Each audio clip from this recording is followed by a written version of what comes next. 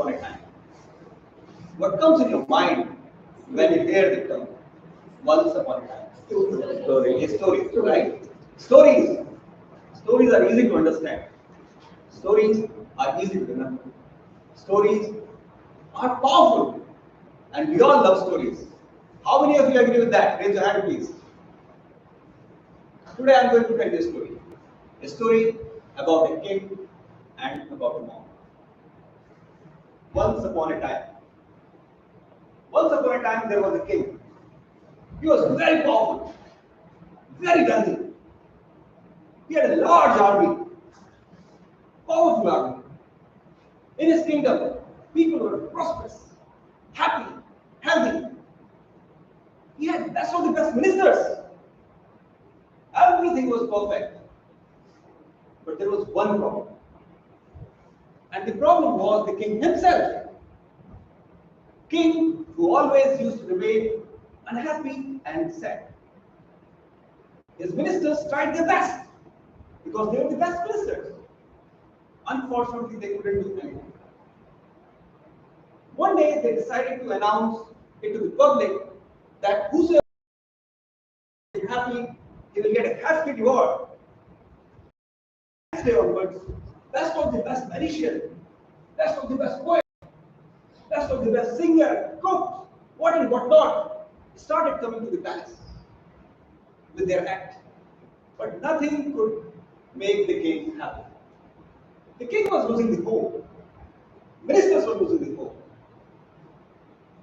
After a few days, one of the youngest ministers in the ministry met with the prime minister and said, "Sir, I have heard about a monk, and it is said that he has got solution for every problem." The prime minister saw the way of hope. He told, "Okay, why don't you go to the field and get some more information about him?" After a week, the youngest minister came with three information. Number one, that whatever they had heard, it was true. This monk had solution for every problem. Second problem, statement was, but there is a condition. The person who needs solution alone and find the monk.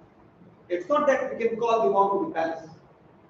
And the third challenging situation was that the finding monk was not easy. They keep moving from one place to another, one forest to another, one country to another. So they decided that it's a worth-taking idea. Why not we discuss this with monk? Why not we discuss this with king and his family? Why don't we convince them? They got the courage to discuss this with king. They took the help of the queen. Finally, king agreed. After a week, king started his journey. They got best of the best horse for him, and they gave 4 bags filled with gold to the king.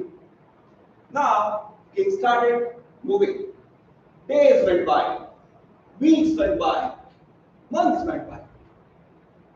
He visited from one place to another, one forest to another, one country to another. He couldn't find him. There was no clue about him. Now the situation was, he had left with small money, and unfortunately, he was in an enemy state where he was vulnerable. So he was thinking to go back to home. But luckily, next day, he got a clue about the monk that someone has seen him in that forest. He rushed to that forest. When he reached there, he saw that monk was sitting under the tree, doing meditation. He just stand in front of him. Monk saw him, opened his eyes, and said, "Look, king, I know who you are and why you are here." King got excited. How come he know about me? Because they had kept his entire plan secret. He got impressed with the monk. The monk said, "Why don't you sit down? Keep your balance when you left here. Close your eyes and chant Om 3 times." King followed the same. He sat down, closed his eyes, kept his all money there, and started chanting Om, Om, Om. When king opened his eyes, he was furious. He saw that mom had taken his money and he was running. King was thinking, no, I was searching for his mom from so many months and he is just a thief. He started running behind him and said, I will kill him today. So now mom is running and king is following the mom. After going a few miles, mom stood behind a big tree and hanged the money to the branch of the tree.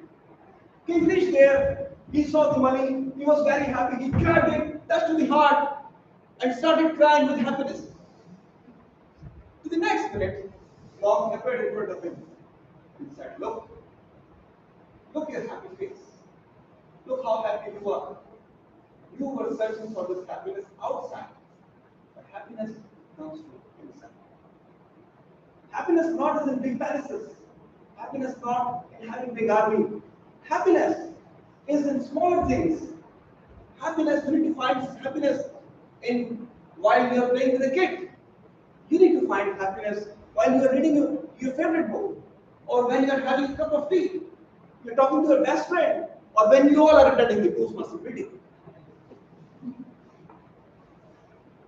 King got the message. He touched the feet of the home and started his journey towards the home.